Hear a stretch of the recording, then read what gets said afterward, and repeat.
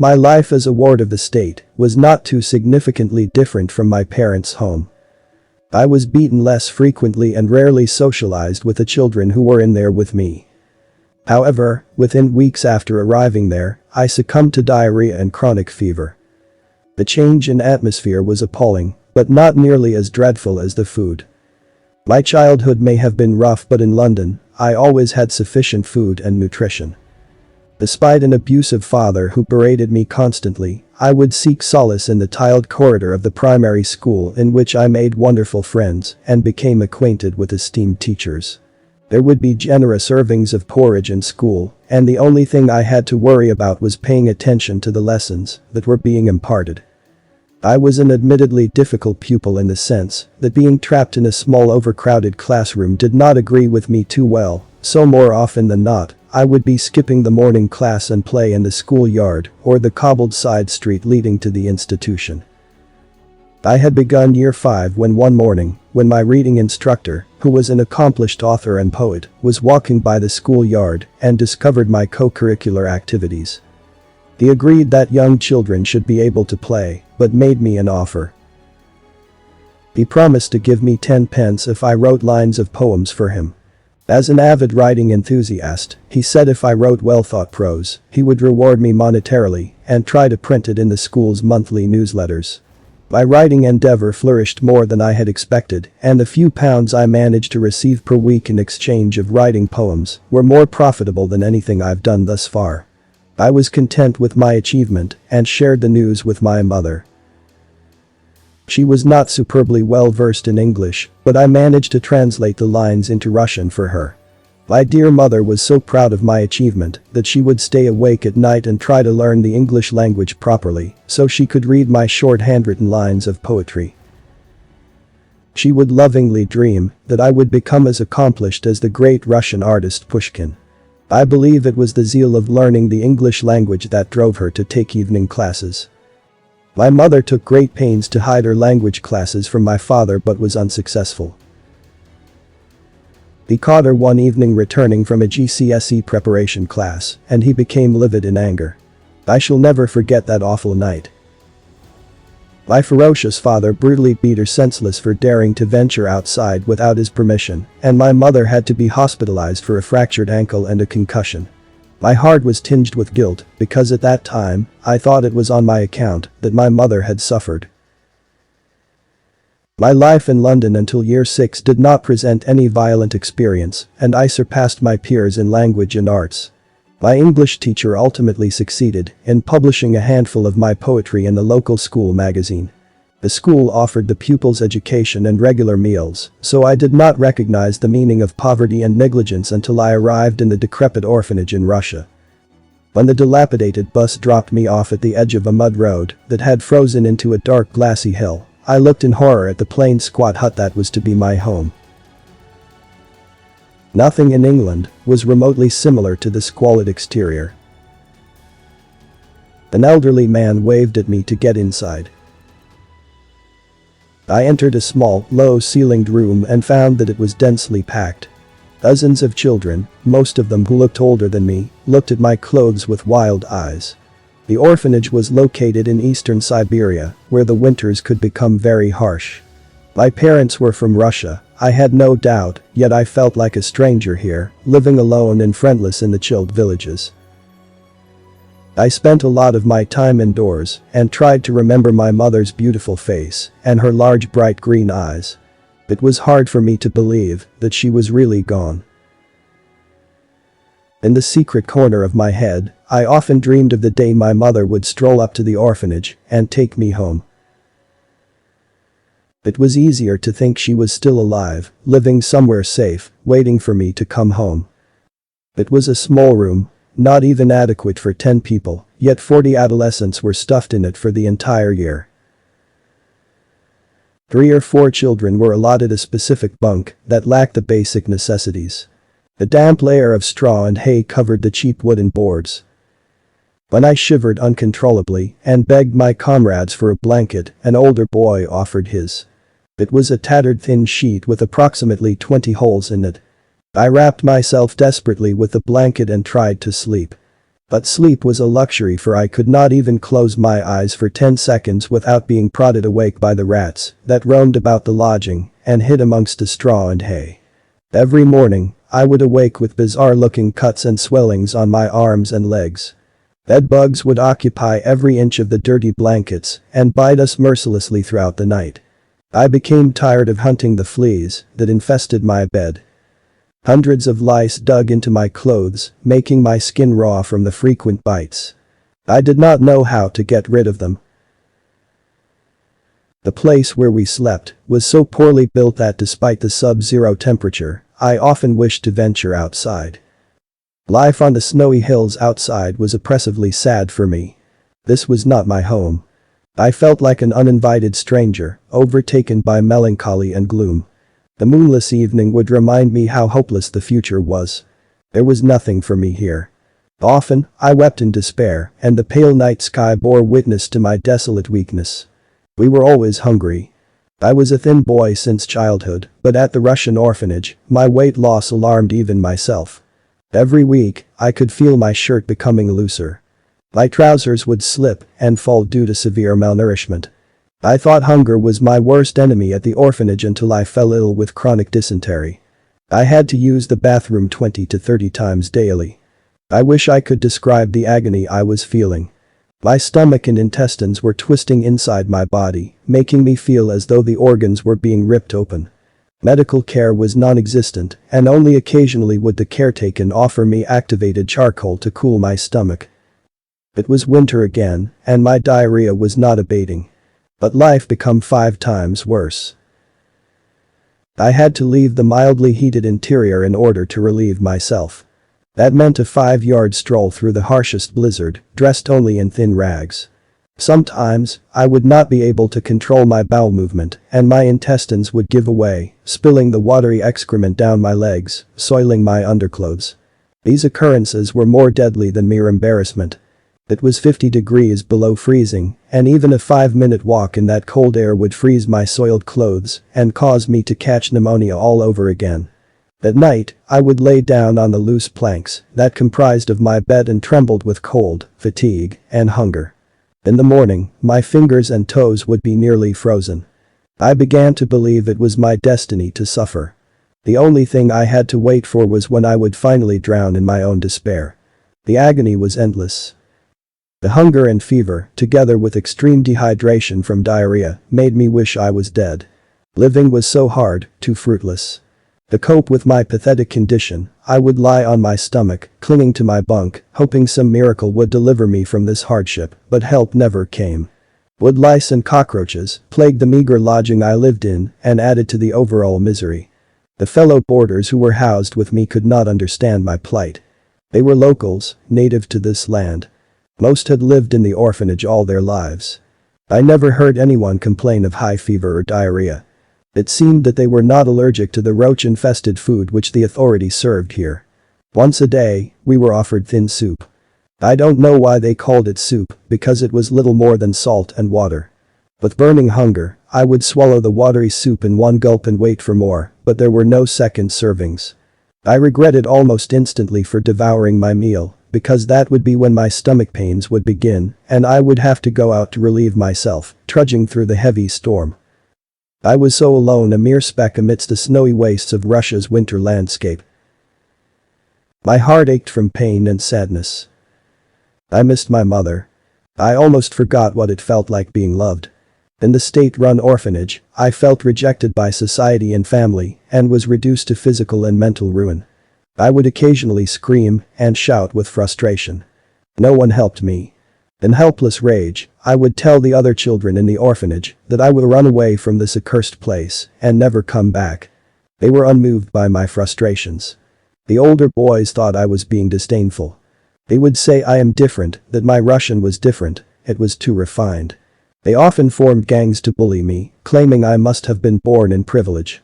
1 year after I was dropped off at the Siberian orphanage, my stomach became slightly compatible with the meager food. My overall health improved, even though I was horribly underweight. But I was able to devote more time in my education and began to hold myself accountable. Within 2 years, the state-run school adjacent to the orphanage I was living in offered me a scholarship. Spending my childhood in England paid off because it meant I surpassed my peers in speaking and comprehending the English language. My exam results were above average, and my teachers felt I could excel in math and English as well. I also found Russian literature to be fascinating. By this time, I had come to appreciate my mother's writing skills. I religiously read a few pages from her diary every night. The worn pages of her journal were the only reminder of the sweet person who had taken care of me, even at the risk of her own life. I survived infancy and adolescence because of her undying love. Despite the terrors my father had made me endure, I found a purpose in life, a reason to go on. Memories from my childhood weren't entirely pristine. I lived in a dystopian household where the slightest mistake could cost dearly. I remember a scene from my 8th birthday. I got home later than usual. Charles and I were taking turns riding his bicycle when I finally noticed the sky had become dark and rushed home to avoid the severe chastisement I knew was in store for me. I tried to enter quietly through the front door, but it had been bolted. Rapping on the door would be precarious. My strict father might be home, and I was not willing to give up so easily, so I tried the back door. With a sinking feeling in my heart, I curled up outside the patio and fell asleep. My mother must have noticed my absence and she opened the back door to find me sleeping in the cold concrete. I was immensely grateful that she found me, but my joy was short-lived. The menacing roar of my drunken father was nearing the kitchen. I froze in terror. I knew what would happen to me. I stared pleadingly at my mother. She tried to intervene and begged him to calm down, but with a violent thrust of his arms, he flung her across the kitchen and grabbed me by the collar of my shirt. I was being dragged to the sitting room. Frozen with fear and helplessness, I braced my body for a volley of curses and beating, but my father didn't think pounding his clenched fist at me was enough. He took his belt, double-folded, and began to strike me with it. 1, 2, 3, 10, 20. I stopped counting as the blows kept cutting into my back, ripping my shirt in many places. The next morning, I could feel my skin peeling out. There were bulges in my back that were agonizingly distressing. I wanted to remain home and cry until my anger and sadness abated, but it was not an option. If my father found out I had skipped school, he would find yet another excuse to beat me, so I donned on 2 shirts to hide the scars on my arms and back and dutifully headed to school. It happened again a fortnight later. He accused me of speaking insolently and so the punishment began. I was clinging to my mother's leg, trying to avoid his blows, but my father pulled me off, flinging me across the kitchen with a malicious kick. For over an hour, he repeatedly hit, kicked, and pummeled me until my mind ceased processing the pain. My brain tried to forget those dark memories, but this journal was refreshing in that the memories here were not mine. They were my dear mother's. It was in one of the journal entries that I found out about my maternal grandmother. I knew she sometimes wrote to my mother while we lived in London, but I didn't know what she looked like. In my mother's diary, she wrote fondly and somewhat proudly about the war stories she had heard from her mother. It seemed that my grandmother was a partisan fighter during the Second World War and had fought against the Germans in the front lines. The horrors of that era were evident in those loosely written entries. I was particularly affected by how much the women of the Soviet Union suffered during the Great Patriotic War. Nearly 1 million women served in the army, occasionally excelling in sharpshooting and flying bomber jets. My grandmother was, however, a ground fighter who had joined ranks with the Soviet army and took part in local offensives. Being born in London meant I knew little about the history of the USSR and was interested to learn about the daily experience faced by Red Army soldiers. One of the small excerpts of the diary mentioned how my grandmother was trapped with her unit in the middle of the forest and the Germans' punitive forces were approaching from all sides. The unit hid inside the swamps, where the mud would swallow anything that fell in it. In order to avoid capture and death, the Soviet team remained submerged in neck-deep water for days, trying to stay hidden from the Germans who were rapidly closing in on them. A week earlier, the same group of Germans had massacred the entire village nearby and burned her mother and 3 little sisters and baby brother in a bonfire. Everyone knew getting caught was not an option. There was a woman who had recently given birth to a child and the baby was crying very loudly due to hunger. The mother could not nurse the baby and the Germans who were hunting them with dogs were nearby. If they had heard the sound of the child, they would all have been killed. No one asked the mother to make the sacrifice, but the mother knew she had to make a terrible decision and slowly took the child and held it underwater in order to silence it. She sacrificed her child so the 58 Soviet fighters could survive, but everyone in the unit felt guilty and pained afterwards. It was one of the many sacrifices that the Soviet women faced during the war. My perspective in life changed dramatically as I read more and more of her journals. My mother wrote about her origins, her birth, her father. I was stunned to learn that mother was not entirely ethnic Russian. Her mother was from Ryazan, but had married a man from Grozny and moved with him to the North Caucasus region. I was surprised to find out that my maternal grandfather was an influential man in his area with numerous business ventures in Dagestan.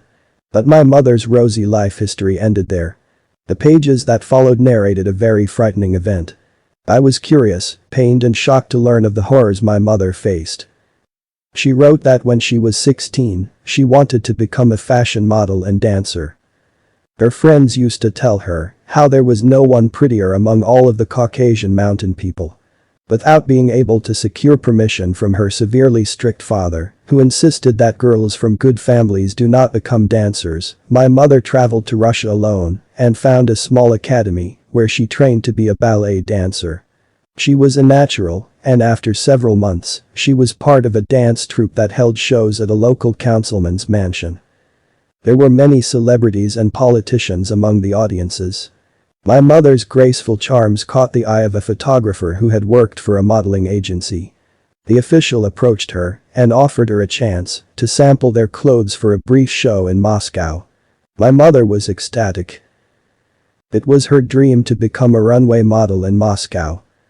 After 6 months of training, she was granted the chance to walk the runway along with other models. She did wonderfully and received warm praises from the audience. One elderly man in the audience showed particular interest in her. My mother, being a shy 16-year-old girl, spurned his advance and went about her own way. She was on her way to her apartment when multiple men seized her from the street and bundled her in a van. When she was allowed to disembark, she noticed that she was at a presidential palace. A short balding man who was enamored with her at the modeling agency was in fact the supreme leader of the Soviet Union. My mother froze in shock. The old man told her she belonged to him now. Naturally, my mother tried to flee. She was petrified. In her diary, my mother mentioned specifically that she was a virgin and didn't know what to do. Her family didn't know she had gone to Moscow. If she went missing, no one would come looking for her. The sexual assaults on her began almost immediately after she arrived at the palatial house. Whenever my mother struggled or tried to fight back, the pimp who had brought her to the mansion threatened to whip her severely and sell her to the ordinary gang members if she did not cooperate. She had to submit to being the personal mistress of the communist Soviet leader. After a few months, she became pregnant and it began to show visibly. The man's bodyguards wanted to execute her because the mistresses are not allowed to have children from the comrade leader. Her death was inevitable, but one of the guards felt pity for the teenage girl and offered to marry her, thus saving her life and claiming paternity of the child. The man who married my mother immediately removed her from the sex ring and moved with her to England. I was born in North London, 5 months after my mother got married. The young guard of the Soviet premier stood by his word and told his employers that the child belonged to him. Thus, I came to this world under the protection of a man who was not my biological father, but chose to adopt me in an effort to save my mother's life. I don't know why my mother never told me that the man who was constantly beating me and abusing her was not my real father. Judging from the harsh treatment he meted out to me, I often wondered if he was a random man who despised me. I guess he did despise me, since I was not his son at all. I was the illegitimate son of his employer who was ready to have my mother executed in order to protect his secret from the world. As I was reading my mother's diary, for a brief moment, I let my thoughts drift to the man who I knew to be my father. For 10 years, I suffered in silence as he whipped me with sticks and belts. I wept quietly at night when he beat up my mother. Now, he was in prison for the murder of a woman he did not intend to kill. He was aiming his gun at me, hoping to finish me off when my mother used her body to shield me from death. Her dying act was to protect me to save the life of the son who could not help her. That fateful night, when my father grabbed mother by her hair and was slapping her, I had every intention of shooting him, but my father or stepfather seized the weapon viciously from my grip and tried to shoot me in drunken rage. How was I, a 10-year-old frail child, to know that my mother would leap in front of him at the last moment, inadvertently taking the bullet that was meant for me? For years, I shuddered in anger when I saw my mother meekly tolerating her husband's crude behavior and verbal and physical assault. I could not imagine why someone would be docile and take so much pain from someone without exacting revenge. But now as I think about it, I wonder if she was being grateful to him for saving her life before I was born. The guard took a huge risk in marrying the mistress of the Soviet leader and in essence, signed his own death warrant. I did not forgive the man for abusing and vilifying my mother for 10 years, and I could not forget the psychological torture I faced from him, but I did understand why he was so upset with me. My existence was unwelcoming to him. Even then, I realized with shock that he had taken a huge risk in claiming paternity for me when he knew the truth about my birth could have put his life in grave danger. He never told me the truth and let me believe that he was my real father. Despite what he did to save my mother's life, I can never forget or forgive the moment he pulled the trigger of the hunting rifle and fired the weapon that had killed my mother. My beautiful, kind mother, who never even scolded in the decade I lived with her, who always tried to soothe me when my father bellowed at me, had to die so young only because the angry man tried to fire his weapon at me. Oh, I wish so much that my mother never blocked the bullet. Maybe I would have survived, but my mother didn't have to die for me. It was so cruel for the world to snatch her away from me when I was a scared little boy. I had no one in this world. No one loved me. Nobody cared if I lived or died. My existence was worthless. To everyone. Except my mother. Reading my mother's diary changed the way I viewed the world. I was no longer content with staying locked in a Siberian orphanage. I was unhappy in here. I wanted to see the world. I hoped that I could leave behind the abyss of sorrow in which I was born into.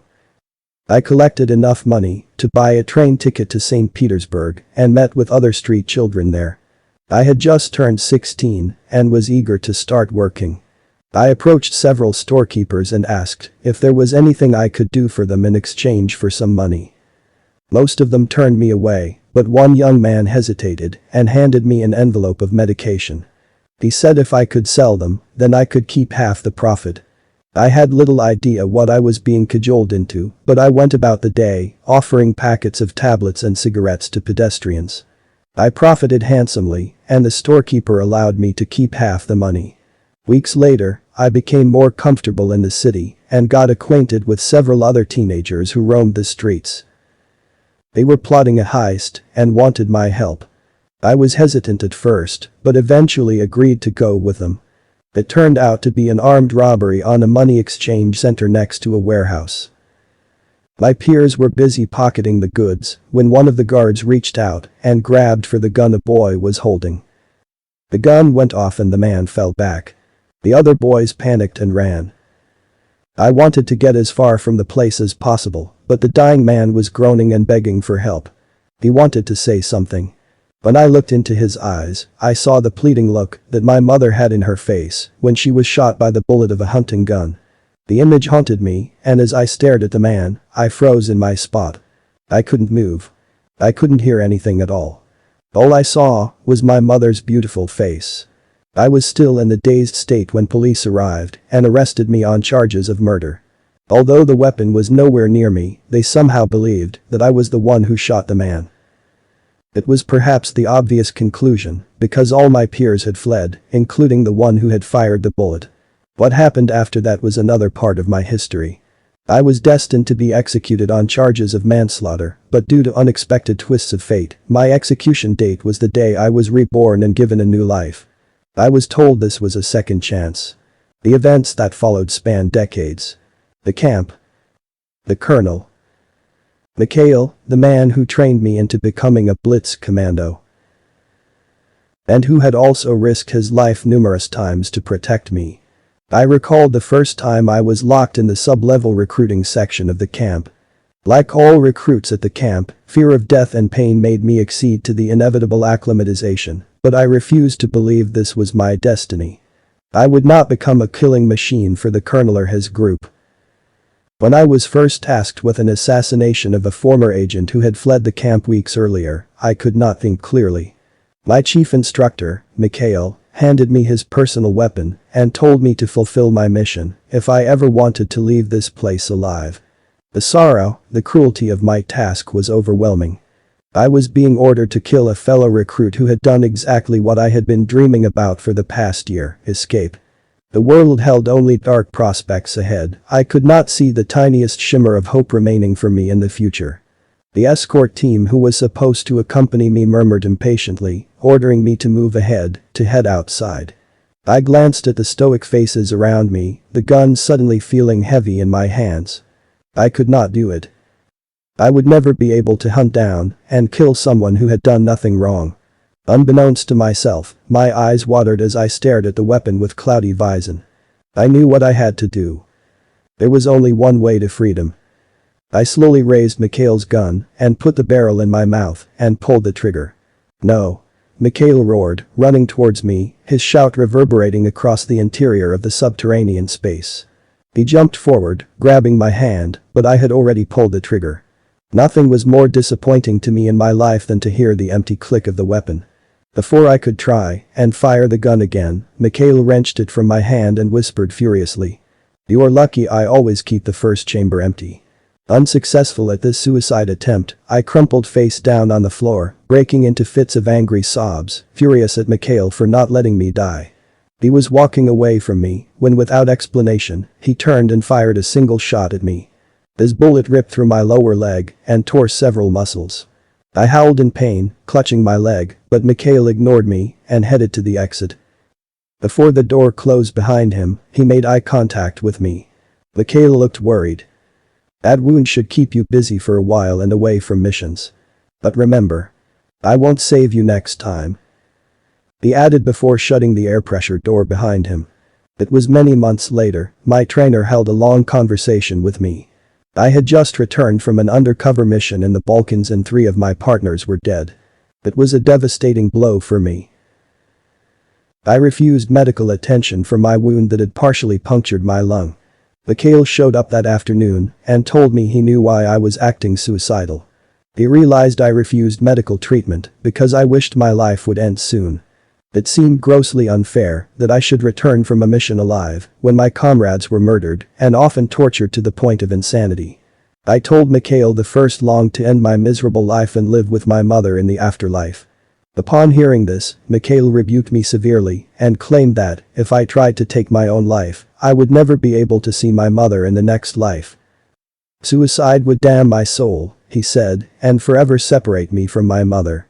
After hearing this, as much as it was difficult to live on, I persevered. When I eventually graduated from the rigorous programs in the camp, a new chapter opened for me. Within the span of 2 years, I finally ended up in the United States as an undercover Soviet spy. As part of my undercover identity, I was John, the American teen who was studying in high school. However, I felt nothing like an American. I could speak an accent less English due to my history of living in London and studying English from a young age, but I couldn't relate to the uncultivated culture. Until I saw the woman who looked almost identical to my mother. The same large eyes.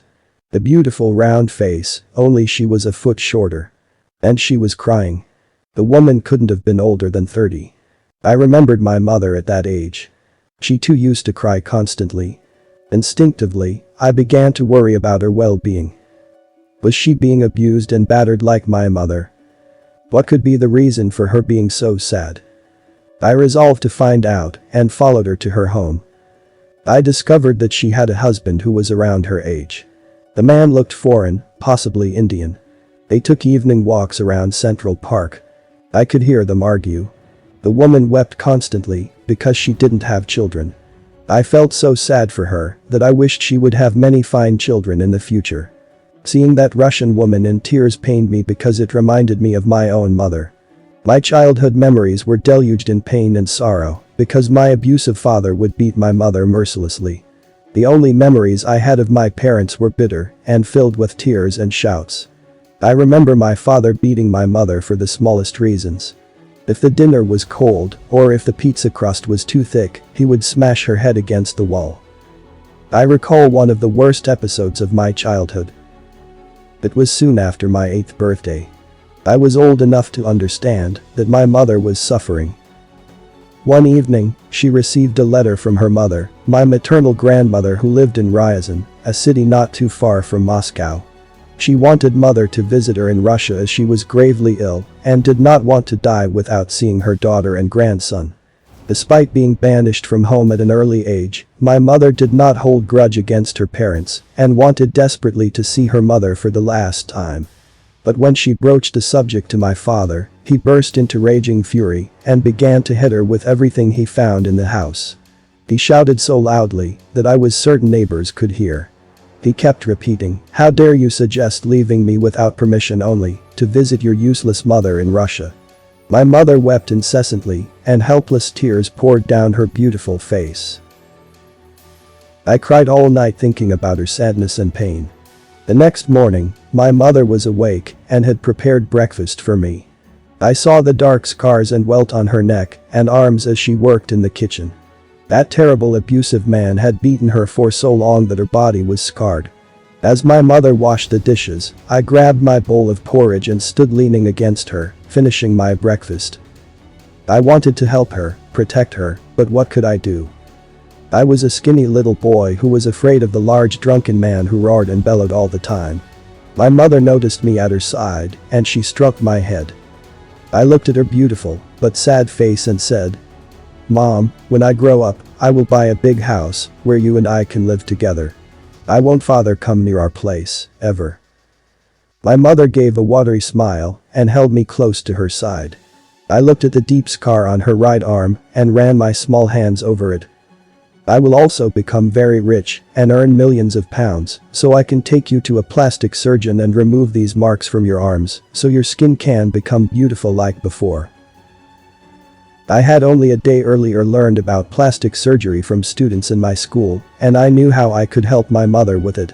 For a long time, I narrated my wish list to my mother, who listened emotionally to my boyish dreams. She did not speak much, but I could see the lingering pain in her eyes. My heart ached to see her drowning in grief, so I kept dreaming of future bliss. Soon, it was time for me to graduate from the American high school and head to college, where I was to maintain my cover as a Soviet spy. The camp continued sending me directions and soon, I found myself embroiled in the most deadly game of espionage.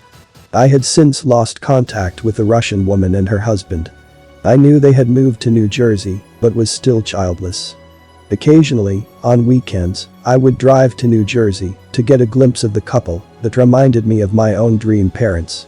The Russian woman was still childless. The two adopted adolescents who had been living with her were sharing home with their biological father and this woman. I later learned that the children's mother was institutionalized in a psychiatric ward and they had no relatives to look after them. Once again, I marveled at their luck to have been taken under the wings of this kind-hearted Russian woman who looked nearly identical to my own dear mother. It was in the course of this lifestyle that I met Irina. She was the daughter of NSA's Black Ops director, a graceful elderly man who had agreed to help me. In exchange for my immunity, all I had to do was supply the United States government with the names of all the members of the camp and assist in their capture. Then I would be free. With new identities, I would be able to travel anywhere in the world. It was a tempting offer. There was a great risk involved, but I was prepared to fight for freedom. I dived headlong into the life of a double agent and began to betray the organization that had trained me. My relationship with Irina improved slightly, although I felt guilty about pulling her away from her father. I could see that he loved her and wanted to be close to her, but I also began to get frustrated with his clinginess. He always insisted that Irina dine with him. In family parties, he would want to dance with Irina all night. I was embroiled in a tug-war.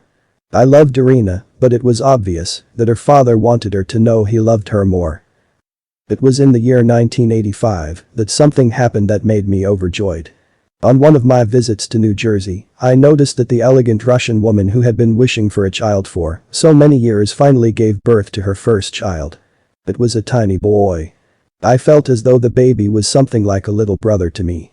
During the following months, whenever I was around that area for something, always made time to stop by and sometimes take some pictures of the baby if I had my camera on hand and see how fast the baby boy was growing. It was in one of these visits that I saw another woman in the house who appeared to have rented the second floor of the family's huge villa. The tall thin woman with flaming red hair was living in the same house as the couple. It seemed strange to me that an unrelated female would stare into the residence of a young couple who had just had a child. I visited regularly around their home for a week to observe what was transpiring, and I noticed that the Russian woman's Indian husband appeared to be having a sort of an affair with a thin Caucasian woman. I wondered where she came from, so I followed the red-haired woman to her workplace one day. I saw her entering a nondescript building in the city of Newark. She entered using a secure key card and proceeded to meet with a number of men. I discovered her name. Julie Shriver. Using this information, I ran a background check on her. Shriver was an active-duty CIA officer who had served as a field operative in China for 3 years and was working undercover at this insurance company, a term I knew secret agencies used to hide their financial transactions. I wondered what an active CIA officer was doing by renting in the Russian woman's house. Was it perfectly natural for an accomplished intelligence officer to quit her post in Beijing and spend all day cooped inside a small suburban house with a housewife and her child and try so desperately to have an affair with her husband? I continued observing and noticed the mother figure that I had looked up to for so many years was at the brink of death. Twice, the Russian woman was rushed to the emergency in public ambulance. I spoke to one of the doctors who complained that the woman's health was deteriorating due to an infection after childbirth, and her mental health was affecting her speed of recovery, and if not treated properly she might die very soon of anxiety-related illness. I was distraught with fatigue after seeing all this. I felt so guilty and helpless. The last day of the week was revolutionary for me. I followed Shriver to her undercover agency office and saw a familiar face having a lengthy conversation with her. The elderly man was none other than the former director of the NSA's secret Black Ops program, my longtime employer, Irina's father. Officially curious now, I called my computer expert friend Dustin and told him to find out everything he could about the red-haired woman. Dustin got back to me the next day to tell me he found a significant sum of money in Shriver's bank account. One of the checks she had cashed in was directly from Irina's father. I couldn't fathom why Irina's father would be paying a young female CIA operative so much money. Julie Shriver was being paid handsomely for her activities. There was nothing significant about her besides the fact that she was actively involved in wrecking the beautiful Russian woman's marriage. It angered me to see the woman, whom I considered almost like a mother, in so much misery. The worst part was that the lady had become good friends with her tenant as she helped out the family with everything, including voluntarily babysitting the firstborn child every day and continually helping the husband out with his work projects and PhD papers. She had absolutely no clue as to why so suddenly after 1 year of taking in this tenant, her husband moved out and was preparing for a divorce. The wife just gave birth to her second child and was once more hospitalized. Her husband was now temporarily separated and began to spend more time with a red-haired CIA operative. I didn't know if he was merely separated from the wife or had applied for divorce. The woman who I considered to be my second mother was in the emergency ward of the local hospital, gravely ill. Despite engaging in an affair, her husband remained at her bedside and looked after her, but the Russian woman was still sad. From the couple's interaction, I knew they still loved one another, and I earnestly wished they would reconcile. If only the other woman agreed to leave the wonderful family alone. I wanted to help save their marriage and began to brainstorm the best way to bring it about. I had Dustin research Shriver's background and found out she had been engaged to a man while conducting secret operations in China in 1984 while being undercover as a school teacher. I reached out to Shriver's fiancé and asked him to move to the United States. I managed to secure a job for him in New Jersey, near Julie Shriver's office. Dustin had already called her and threatened to inform the IRS about her illegal monetary transactions, and she quickly realized that the truth would eventually be exposed to everyone. A month later, the man arrived in America. I implored him to meet his fiancée and convince her to move in with him. I believed the woman would leave the couple alone and move on with her own life. It took several months for my plan to work. Eventually, one day, the red-haired CIA operative left the couple's house for the last time. She married her fiancé a week later. And the husband moved back in. The young couple I had come to see as my surrogate family survived the onslaught and became amiable again.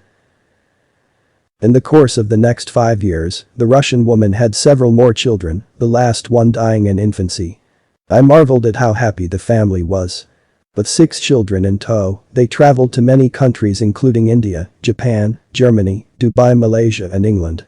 It was an amazing thought for me to know I had helped save their marriage and future. I was content with the way my life was going. Irina was happy to be with me, but I hoped to be tied to her permanently.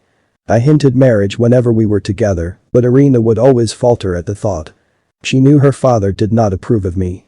I wanted to elope, run away to some place far away, but Irina didn't want to disappoint her father. She invited me to another family engagement, however. A birthday celebration for the former director of the NSA. It was to take place in another of his vast estates in Europe. I agreed to attend his 60th birthday party, hoping to set a positive image of myself to Irina's family. When I arrived in Vienna, the house that I was directed to seemed to belong to ancient kings. It was a massive stone mansion complete with picnic yards and swimming pool. Upon my arrival, Irina's father set down the ground rules for me. No unmarried couples would be permitted to share a room. I thought it was ridiculous, knowing how long Irina and I have known one another. The old man, however, was adamant. This time, I refused to play by his rules, and I convinced Irina to slip out at night to book a room at a nearby motel.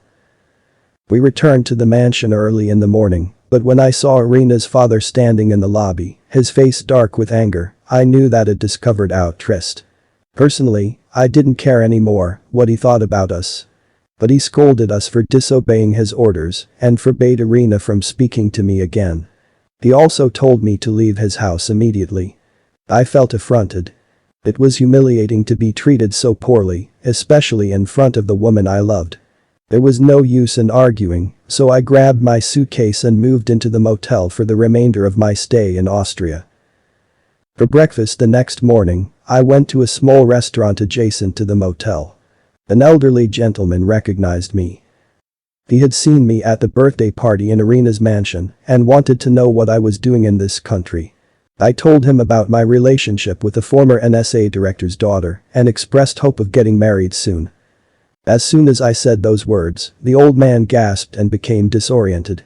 He warned me to stay away from that family and told me unimaginable facts about Irina's father. The old man said he was a Polish Jew who had migrated to America in the 60s and had come with the sole intention of bringing the NSA's director to justice.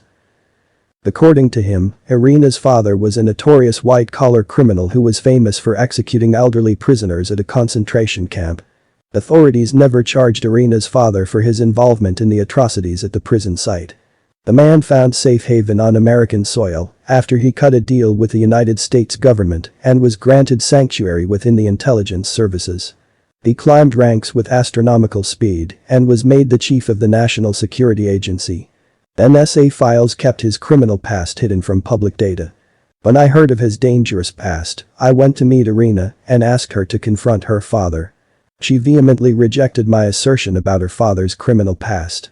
He had apparently told her that he was a victim at Buchenwald, not a perpetrator, and that somehow, the old man who met me in the Vienna restaurant was mistaken and confused him with another man. I almost believed his excuses, but decided to meet with a local journalist who had worked for UN, a German-language newspaper based in Linz that had been founded by the US troops who had occupied Austria soon after World War II. I went to meet the journalist in his house. He lived in a dilapidated apartment by himself and was crippled. During our meeting, I asked him how he had lost the mobility of his legs and right arm. He told me that during the late 80s, he had penned an article exposing the name of Irina's father as a white-collar criminal. The journalist also told me how his years of research yielded positive results and that there was no doubt as to the former NSA director's guilt. Although I was not fond of Irina's father, I still considered placing the good-natured old man within the pantheon of war criminals to be far-fetched. I wanted to see the proof he had collected, but he was reluctant to trust me. I showed him the picture of Irina's mother, Ekaterina. The journalist shuddered visibly when he saw the black and white image. He said Irina's father was a monster in disguise who had allegedly tried to kill Ekaterina and later banished her into a mental asylum in Finland. He thereafter raised his daughter alone and was exceedingly possessive about her. Before I departed his humble lodgings, the journalist whispered to me that, after he published his article about the past atrocities in Germany, unknown assailant raided his workplace and burned all the papers and destroyed his printing machine. The goons also beat him severely, causing 15 fractures in his body. He has been a cripple ever since. For the remaining duration of my stay in Vienna, the story about Irina's father had been gestating in my mind. I finally gathered courage to confront her with her father's deeds. Like the previous time, she burst into rage and accused me of falsely accusing her father of crimes when he was a victim of the Nazi regime. I showed her the images taken in Buchenwald that proved he was a high-ranking Nazi. Irina grabbed the images and raced to her mansion. She confronted her father about the journalist's accusation. He fell to his knees and wept and claimed that he was never at Buchenwald. He was in Buchenwald as a victim.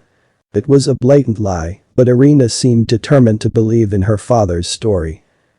With time, I started to get astonished by the adeptness of his manipulation.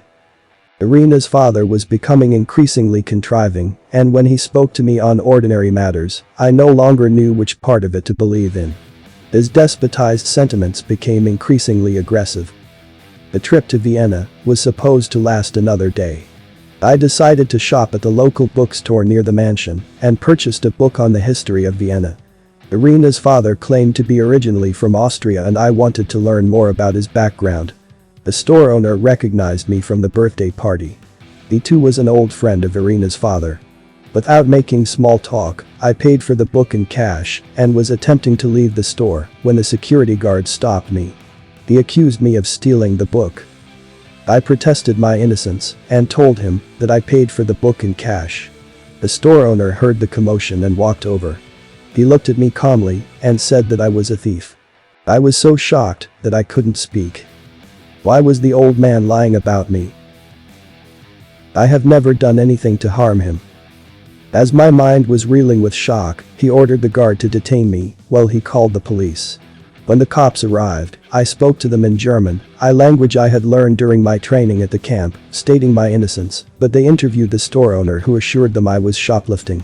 It was hurtful. I was taken to be processed in jail. My phone call was granted to me after an 8-hour wait. I called Irina and told her what had happened and how I was framed by the store owner. She promised to bail me out the next morning.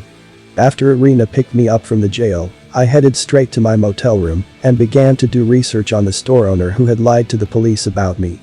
My guess was that the old man was not acting alone but was persuaded by someone to frame me and put me in prison.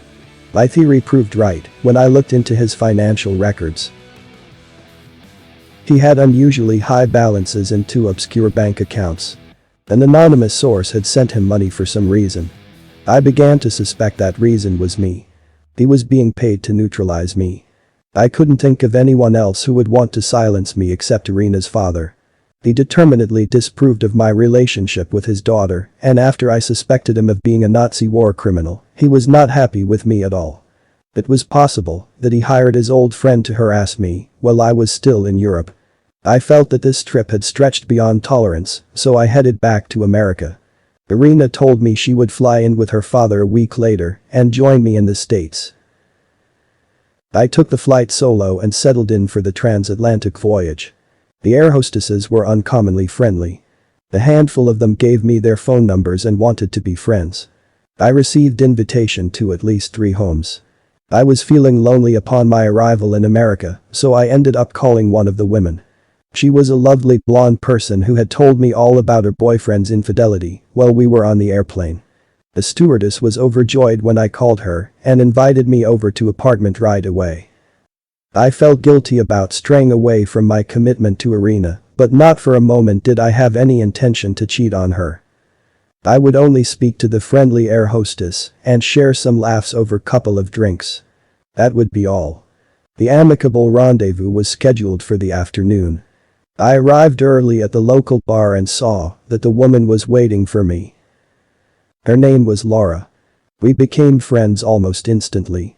I hadn't realized how long it had been since I spoke with someone without quarreling about an issue.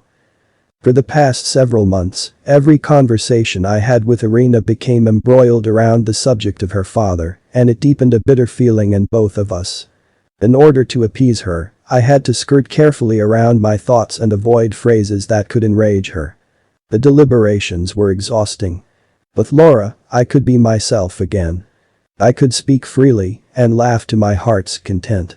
That evening, Laura invited me to her house. It was a cozy suburban abode with neat fences. She insisted I stay for a drink, and somewhere in between, we became intimate. I regretted it right away, and not wanting to be unfaithful to Irina, I wanted to leave Laura's house. However, she was unusually persuasive and began to cry and wail. She said she couldn't love if I abandoned her. I decided to spend a few more days with her before gently explaining that my longtime girlfriend, who was unofficially my fiancée, would be arriving in the States soon and that I could not carry on any sort of relationship with another woman. I hinted this much when Laura begged me to keep a platonic relationship with her. She said she didn't want to lose me as a friend. I agreed begrudgingly. Meanwhile, Irina had called ahead to inform me that she would arrive at Dulles Airport. I went to the airport to receive her, but she was nowhere to be found. I later went to her apartment and discovered her lying miserably amid a pile of Polaroid photos. Irina flew into a fit of rage when she saw me and swore at me most viciously. I was thunderstruck. The soft-spoken girl I had known for so long was behaving like a deranged woman. I didn't know the cause for her anger until I glanced at the photos she tossed into my direction. There were hundreds of still shots of my intimate encounters with Laura as well as my dates with the other air hostesses I had met on the airplane. I even saw a picture of a drunk woman who was practically molesting me in a pub, but the image made it appear as though I was a willing participant. I could understand why Irina was angry. She felt I had betrayed her. But what disturbed me even more was who was taking all those pictures of me. Certainly, I was the only person in Laura's house that night. No one was inside the room when we were having a drink in her living room. My guess was there was a hidden camera preset into the woman's house. There must have been someone following me on the alley when the picture of the intoxicated was taken. Who was after my activities was unknown to me, but when I saw the pictures in Irina's house, I had a rough idea of who might be behind the spying affair. I calmed Irina and demanded to know who had given her the envelope filled with pictures. She said it was lying in her mailbox when she arrived from Vienna. But she refused to speak with me after that and forced me to leave her house. By this time, there was little doubt in my mind that Irina's father had been desperate to discredit me, and he must have planted those photographers or private investigators to take those pictures. I admit that it was immoral to become involved with another woman while my girlfriend was away, but I had broken off with Laura and was now maintaining a platonic friendship. I could not excuse my behavior, but the photos were also taken out of context. The scantily dressed drunken woman was not my lover at all, rather a nuisance I was trying to avoid. But how can Irina ever understand that? I realized her anger would not abate anytime soon, so I began my own inquiry into the pictures. I returned to Laura's house in order to unearth the camera location that was fitted into the house. I matched the angle at which the camera might have been placed and found a hollow space behind the bookshelf. It was disguised as a giant encyclopedia. I wondered if Laura knew about the camera, but decided against asking her. Instead, I went to the bar in which a photographer had evidently snapped multiple pictures of me. I scanned the noisy pub and noticed 2 men who entered behind me. I couldn't recognize them, but I could swear I saw them somewhere. One of the men had a large camera swinging from his shoulder bag. I realized they must be the ones who were following me, spying on me, and taking pictures of me. When I made eye contact with one of the men, the duo bolted out the back door. I raced behind them, wanting to question them about their employer. Both ran into an alleyway, but I was able to tackle the thick-set man with the camera. He landed on his back, and before I could deliver a powerful blow to his jaw, he raised his hands in surrender. I seized the camera and removed the memory card. He denied knowing his employer's name, but readily provided me with a detailed physical description. It matched Irina's father. I warned the man to never follow me again, and I let him go. It was late in the afternoon when I received a panicked phone call from Laura. She was hysterical and said someone was trying to break into her house. I became frightened for her safety and ran all the way to Laura's house. The front door was ajar. I entered the space and found her crying on the bed. Her face was badly bruised, almost as though someone had stuck her repeatedly in the face. My heart burst in anger and sympathy. Who could do something so terrible to a sweet person like Laura? I told her to tell me the name of the person who did this to her. She just wept and shook her head. All Laura told me was that she didn't want the crazy woman to get into any more trouble. I froze when I heard the phrase. "What woman?" I screamed. Laura merely shook her head and continued crying. Then I saw the small colorful scarf on the floor. It was blue checkered silken scarf which I had seen Irina wear the previous day. I asked Laura if Irina was here, if Irina did this to her. Laura wept and said she does not want Irina to get into trouble. But at that point, I had lost all patience. I told Laura that my relationship with Irina is over and I will personally confront her on her cowardly act of hitting Laura. Laura tried to stop me, but I went at full speed and stormed into Irina's house. She tried to keep the doors shut and lock me out, but I forced my way in. I showed her the scarf and asked her why she had beaten up Laura. She denied even knowing who Laura is. I accused her of lying, but she spat in my face and tried to push me out. Just then, an old man exited from the bedroom and shouted. I looked up. It was Irina's father, and he was holding a gun. He ordered me to get away from his daughter. I was confused, upset and felt betrayed.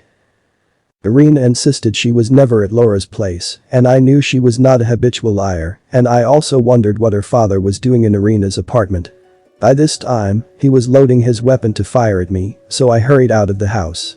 I needed to know the truth, so I rushed back to Laura's house to see if she was doing all right. When I got there, the lights were all lit. I peeked in through the window and saw that a man was inside, embracing and talking to Laura. They looked very much in love. From the open window, I could overhear some parts of their conversation. The man was apologizing over and over for hitting her. "Oh, but I wanted you to, dear," Laura was saying sweetly. Boy, wasn't it worth it to see the anger on John's face when he thought his fiancée beat me up. "So, he didn't suspect you then?" the man questioned. "Not in the least. The fool thinks I love him. Besides, the scarf you stole from Irina did the trick.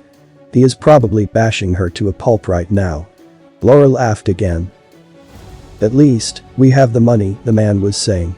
"It makes me jealous to see you with him, but the old man said you got to keep the affair going. He'll double our money if you can keep him away from his daughter permanently. Make him commit to marriage or something." "I'm a woman, honey," Laura protested. "What can I do if he doesn't propose?" "Then you tell him you are pregnant," Laura's boyfriend suggested. "But I am not." "You will be. Tonight, we are going to spend a long time together. And tomorrow, you call that loser and tell him you are having his kid. Then once this whole thing is over and we get enough money from the old guy, you and me can live happily ever after. With our baby." As this conversation played out, I felt my blood curdling in anger. It was so unfair that the couple was using me and exploiting my emotions. I should have guessed that the stewardess in the airplane was showering me with unusual attention and warmth. It was all an act. I really believed that Laura genuinely cared about me. Now, I have to hear about their scheme. She lied to me about Irina. Her boyfriend struck her face so that there would be a visible bruise, and I would believe her story about Irina showing up in her place and beating her. I wondered how much money Irina's father was spending on trying to destroy my relationship with his daughter and how far he would go. This episode made me more determined, however. I would never let anything else get in my way with Irina. She was my one true love, and I intended to fight any obstacle that came in the way. I was angry at being used by so many people. Laura lied to me about Irina, and I ended up hurting the woman I loved. I hoped Irina would be able to forgive me. The following several weeks were difficult for me. I was trying to better my relationship with Irina and held deep conversations with her. I told her how her father was determined to break our relationship and keep us apart. We both vowed to stay together no matter what. We moved to a small studio in the city center and began to pick up where we left off. Meanwhile, I felt that it was an ideal opportunity for me to begin research on the whereabouts of Irina's mother. I reached out to the journalist in Vienna and asked him to mail me all the relevant documentation he possessed about Ekaterina. Although I faced obstacles at every turn, and twice the people I was scheduled to interview ended up getting into mysterious accidents, I persisted in my search. Irina's father seemed desperate to keep her mother's existence a secret. Not even a picture of the woman remained in the family house. The more obstacles he placed in my path, the more resolved I became to find out about Ekaterina. I searched through sealed medical records and finally tracked Irina's mother to a prison in Belarus. She was being kept in isolation for the past decade. I made a secret trip to Belarus and was able to find out where she was being kept,